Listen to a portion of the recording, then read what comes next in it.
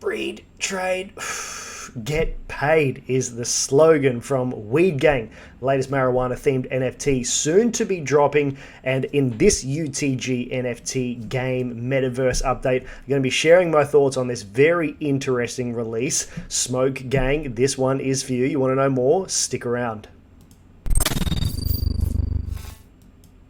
What is up, gang? Tex here with you. Thank you so much for stopping by. A quick one before we get into this NFT scan, shall we say. We're 30 subscribers away from 2,000 followers on YouTube. If you've ever found value in anything that we do here at UTG, show us a little bit of love, hit that subscribe button and leave a comment and a like for the YouTube algos and help us get to that very modest little goal of ours. Thank you so much to everyone that likes, comments, shares and watches this video. It really means a lot to us. All right, so Weedgang, this NFT release.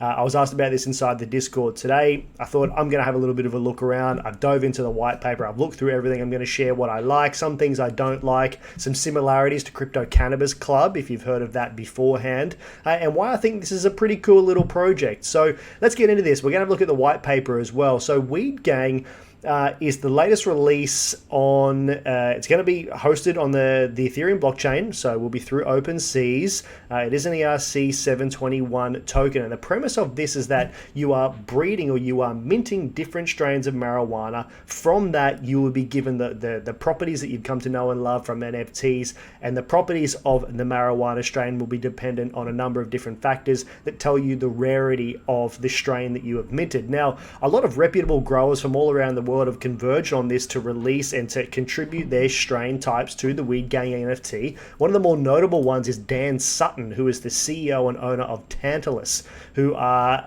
a reputable, legal, very well known, very profitable weed producer over in Canada. And he has come on board really as, I guess, say, the spokesperson or the major collaborative figure for this Weedgang NFT to promote it through his Tantalus network, through his own networks on Twitter, and also quite actively inside the Weedgang NFT Discord. So breed, trade, get paid. So let's go through and have a bit of a look at this, and then we'll dive into the white paper. When you are minting NFTs, you will get in this Generation 1 mint, you will get different strains that have unique attributes that converge on their rarity and value. So if you're new to the NFT world, when you mint an NFT, you are hoping for high value properties. There will be a certain number of properties, whether it be the type of the color, the strain, the name, the THC quality or the THC content within it. And then from there, what you can do is you can attain and breed these different types of strains to create child strains of the major one that you have minted in this first generation round. From there, what you can then do is you can then go into the metaverse or go into the game that they're going to look to create and battle your strains against other users. So obviously that the higher quality, better NFT mint strain will win, and you will then take their NFT from them. There's a little bit of luck involved, as they say, but typically the higher quality mint that you have, the stronger you are in these person versus person games, which will be hosted inside the Weedgang metaverse. So from there, what you can also do is that when you hold strains within your wallet, you accrue their in-game tokenomics, which is RAKS. So RAKS will be able to be earned by holding these Generation 1 mints and by also breeding your strains with other NFT strains that you can accrue or purchase on the network. Pretty cool. So it's an interesting concept. It's very similar to Crypto Cannabis Club, as I said beforehand here. Very successful on OpenSeas, 3.6 thousand Ethereum traded so far. Going back through and having a look at it, obviously you can see the difference here. You are minting, let's say, stoner characters on this one, and looking at the floor price and what's been sold over the last few months, the floor price hasn't changed too much, but the activity is still quite high there. So we know that there's a network, there is a value in this type of NFT release because there is a proven model that has already been successful in Crypto Cannabis Club that we know may transfer over to Weedgang if they can get the legs behind it. So number one, the concept is proven. So tick, that's something that's quite good from this. They've got a good system here where you can earn RAKS, and the premise behind this is quite well thought out. you have different ranking attributes, which I will go through in the white paper in a moment. And one thing that is really important from this that I really like is that this team has doxed themselves. They have said, this is us. We are real people from real companies. If things go south, we're the ones to blame. But the best part of this is that you can't be rugged when people have doxed themselves. So that's a huge thing for me, because when you go through and you look at NFT projects, they will just, let's say, for example, we're talking Crypto Cannabis Club, they will show themselves as NFTs, but they will not show themselves as who they are in real life. They will be characters inside the Discord or on the Twitters or whoever they are. And, there's no accountability from that sort of sense. Whereas these guys, Ryan Wilson, Shaffin Diamond, who is the owner of Victory Squares Technology, a startup studio of 20 portfolio companies. He's into Web3 NFTs. He's behind this. You've got Ryan Wilson from Security and DevOps. You've got Calvin Morrow, who's the builder. Dan Sutton, who's the community instigator, who is the owner of Tantalus Labs that I spoke about a moment ago. So, these people are on board. They are staking their reputation on this project, which I like. So it means that they need to continue the building of this platform in order to progress this project and keep their people happy who are minting their NFTs. So it goes through and it talks about it. It's a well-built website. It's not super technical, but it goes through and it talks about the different phases: the seed phase, the seedling phase, the veg phase, the flowering phase, and then from that, then obviously going on to battle people inside the metaverse with the strains that you mint from the original NFT. So it becomes your in-game asset, and then you play to earn RAKS, which is their native token. So it's quite good. Everything behind that is quite good. Jumping into the Discord, it seems pretty active.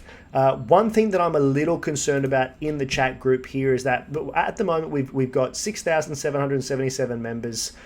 We've got 1,130 certified Gs who are like the OGs or one of the original people, but there's not a great deal of chat. And down the left-hand side here, you can see that there are a lot of channels that I guess are related to smoking, but not necessarily related to the progression of this project. So I find with NFTs, when they have a bunch of stuff in there that is related to the theme of the NFT, but not a great deal of stuff related to like the roadmap, the white paper, how they're progressing, the regular updates about feedback that they've taken from the community and how they're going to change and progress things, that is a little concerning. So, yes, there's chat in there, but it's a chat between a number of the same people, and not too much progressing through there. So that's a little bit of a red flag for me on that side of things. So if I see things that give me little bits of red flags, maybe what I would opt to do, and I'm not giving you advice on what you should do, I'm saying what I would typically do,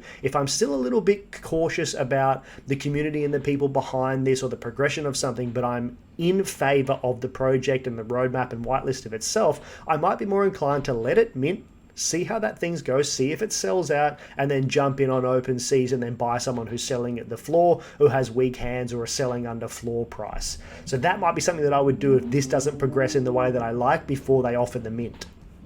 So jumping into the white paper of this, I'll go through and I'll talk about what this is. So it goes through and it gives you an introduction on what it is, like why Weedgang was created, talking about the genetic progression of marijuana strains and how things have changed over the years, talking about the genetic economy drive, trait enhancements like exotic coloration, cannabinoid potency, bud size, the trichome or the frost or the dust on the weeds, the terpene potency, the terpene differentiation, and the parentage all converge on strain desirability in the limitless search for cannabis genetic perfection. So that's the premise behind this. You're minting Generation 1 strains and you're trying to create the ultimate strain by breeding different strain types and creating your own types of bud, which is a pretty cool thing. If you're into smoking and you like that, that's a pretty cool metric. If you're a grower in real life, then maybe you might be interested in this as well. Obviously, looking over in the States and Canada, where this is sort of stemming from, there would perhaps be quite a strong community behind that. So the too long didn't read is that the P2E game economy of Weedgang incentivizes the pursuit of knowledge in cannabis breeding. It rewards learning, passion, and persistence. In-game breeding enhances strain scarcity, potency, trait desirability, and economic value. Weedgang rewards skill development in the feed of genetics, cannabis history, resource allocation, and game theory. It exists at the intersection of NFT collection, gameplay, tokenomics, and community in a simple V1 economy. Beyond this WP, the rules are learned in an exploratory manner. So it goes through and it talks about minting in the trade strains by creating value through acquisition. So you're looking to create the ultimate strain. You breed this generation 1, and then that allows you to then go through and purchase additional NFT or additional NF strains, additional strains, and breed them to create the ultimate bud. So talking about it here, so the mint, trade, and buy one or more of a limited edition of authentic, original, and exclusive Gen 1 strains. Gen 1 is going to be the first generation or the first mint release. So with a maximum of 500 NFTs per strain edition, an official Weedgang strain is never minted twice. So you've got something that's got a bit of scarcity and value there, which is the premise of what they were speaking about a moment ago. So there'll only be ever be a limited edition of Generation 1 strains purchasable at a price of 0.08 ETH. That's around $250 US at time of recording. So that is incentivizing people to jump in and get these Generation 1 strains, because the Gen 1 strains are the only strains that will accrue RAKS indefinitely, whereas the Generation 2 strains and further ones will only accrue RAKS, which are the token of the system, for 10 days. So you're incentivized to buy this Gen 1 token and a Gen 1 NFT, and as long as you hold it inside your wallet without selling it and hold it on their platform, you will accrue RAKS, which then can be used to purchase additional strains, can be used inside the metaverse to buy different things. You can go and look at, the Crypto Weed Club on how they're doing things. They're partnering with, different suppliers in the marijuana industry. So that could be used in the future to purchase certain things related to this NFT release. So strains beyond Gen 1 will be generated and not contain licensed IP. However, the NFT artwork will be an accurate representation of their combined parent traits. So this is what you're looking for in traits. So if you mint that Generation 1 trait, or you're looking to purchase secondary strains, you're looking at the bud size, the cola density, the frost coverage, the THC potency, and the total terpene content. So example, the Generation 1 strain traits, so the coloration might be lime green, forest green, light purple. The bud shape would be a diamond, and the primary terpene would be pinene or pinene. I don't know what that is. But when you generate that Generation 1 NFT, these are the metrics that you're looking for, the properties that you are looking for. So you want, a good bud size, a high density, a very dusty coverage, high potency. Certain colorations may be worth different types of property values. So strain progression happens generationally through breeding, but play styles can evolve freely around preferred trait progression. In real life, some collectors seek exceptional THC potency, others hunt for bud size and exotic coloration. Rare terpenes and total terpene content are emerging as a novel barometer of quality.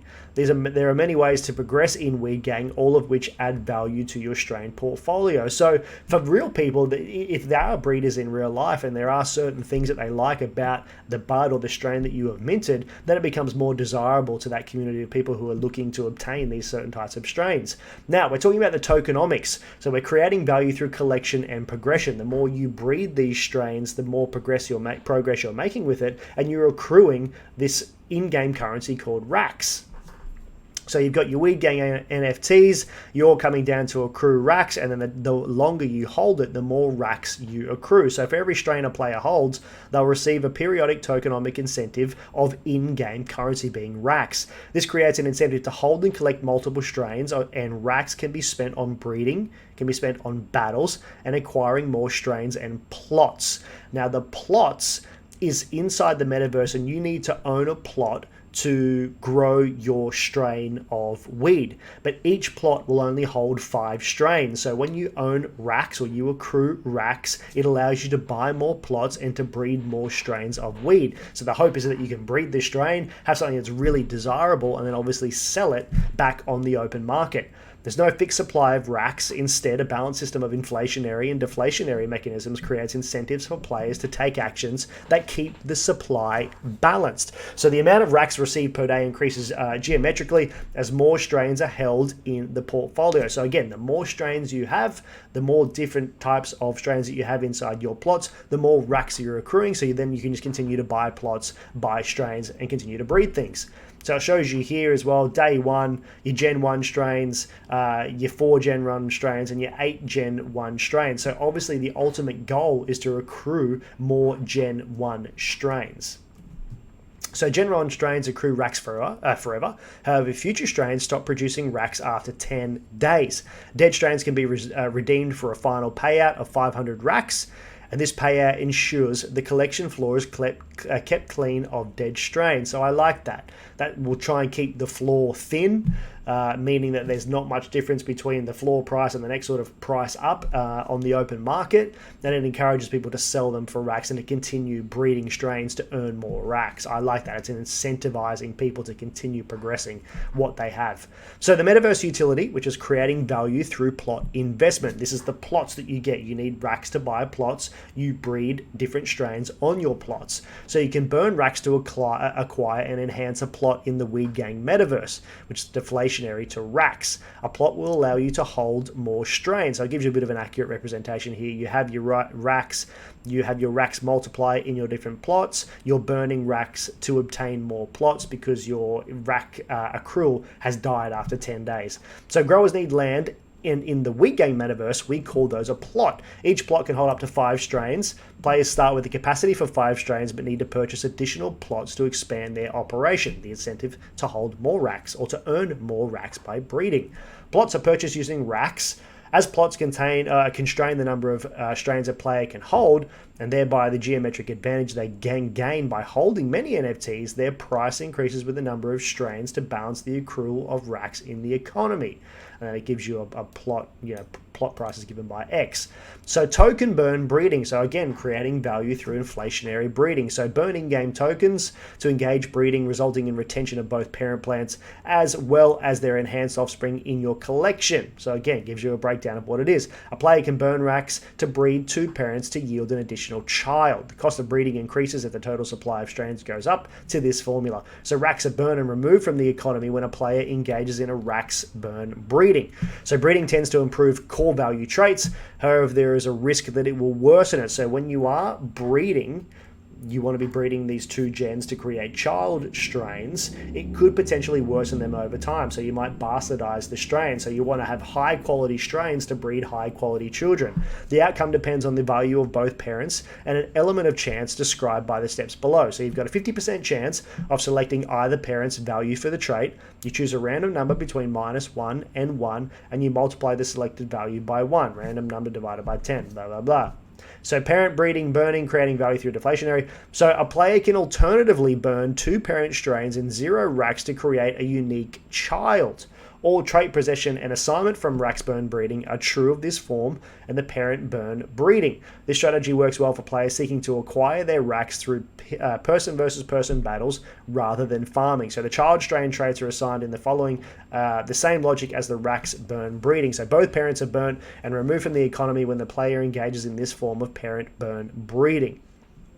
So you can pay RAKS. So this is the person versus person strain battle. So ultimately, if you want to have the highest quality breed, if you've got the OG gangster breed, that purple haze shit, you want to be fighting against someone ultimately that has a lower quality strain than you. And this is the incentive to have 2 high quality Gen 1s, breed them, then birth plant strains or child strains which are very high quality, and then you can use those to battle people inside this metaverse. So you can pay a RAKS entry fee to enter your plant in the battle arena. The matchmaker pits you against another plant in the arena based on strength of your traits plus an element of chance.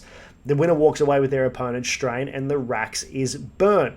So PvP battles are an alternative strategy for players to earn strains rather than farming. So if you don't have RAKS, or you've got a very high quality strain but you don't want to be purchasing additional plots of land, you can then battle people to accrue their strain, like a Digimon. When you would battle someone and you would you would take them, or those Yu-Gi-Oh chips or whatever it is, your Pogs or something like that, where you're battling someone to earn their stripes or to earn their strains.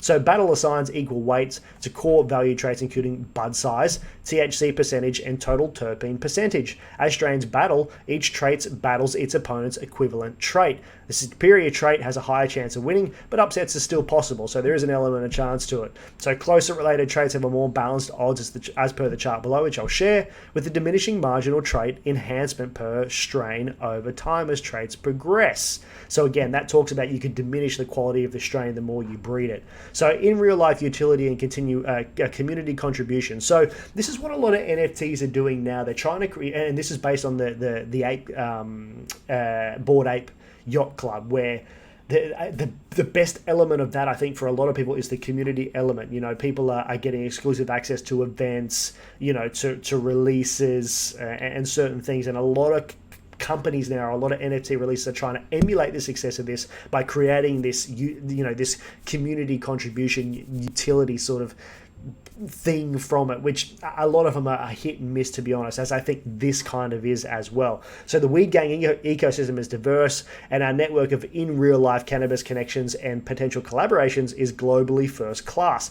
From VIP perks and legal cannabis coffee shop dispensaries in Barcelona to red carpet treatment at a revered legal Canadian cultivation facilities. Your membership in this community has much value to reveal. We aren't playing about to launch parties and exclusive NFT owner. We aren't playing about the launch parties and exclusive NFT owner apparel either. Excuse me. Right. So that's what a lot of people will do. You need to hold the RAKS. You need to hold these strains so you get access to merch and launch parties and stuff like that, which is really only relevant to a select number of people that are in the same state or country as the people who are releasing this. I'm not going to fly from Australia to Canada for a weed party. Makes no sense to me. I might want some merch, but then again, I don't. And also, if you bring us good ideas and relationships, you'll be rewarded. We're in this together to grow value and establish a new kind of P2E economy, one rooted in plant knowledge, game theory, and having fun. I also just realized that they wrote January 2021, and this is the white paper that they released today.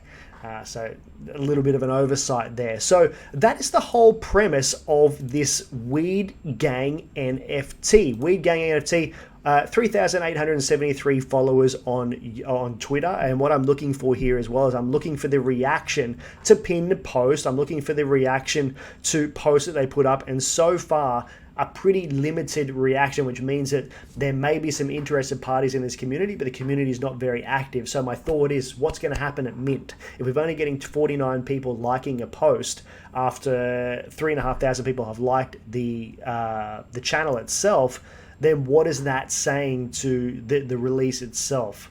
That's why I may be more inclined to wait until it is minted and or sold out, because if a project doesn't sell out, you're not going to get mint price for it. The floor price may start to decrease quite quickly. But then again, some projects are held for many months at a time before they become popular and successful, which may be the purpose of this. So for $250 US, it might just be worth holding a Gen 1 strain in your wallet. And then as the project increases in popularity, which you hope it would, you can then offset that high quality breed strain for floor or slightly higher above floor. So that's my overview of Weedgang NFT.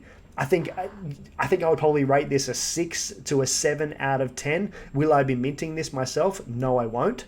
As I said, I would be more inclined to wait to mint, see what happens, and then buy the floor, or see how many sales or the activity that goes on at mint and a couple of days after mint to assess whether there's enough merit for people to be in here so I can flip this for a profit, or maybe even look to join the ecosystem in the metaverse and breed some strains and have a bit of fun with it, and then offsell that if I have some high quality strains. So I hope you like that. I'd love to hear your comments and your thoughts below. We're doing a lot more NFTs on this channel while crypto is slow. I'm heavy in NFTs at the moment. I am minting everywhere that I can and looking to flip for profits. Certainly will be the year of the NFTs this year. So again, show some love, leave a comment and likes below, guys. I appreciate every single one of them. I really appreciate you sticking around till the end here, and I hope you found value in this video. I appreciate you, and I will see you soon. Take care, guys. Bye.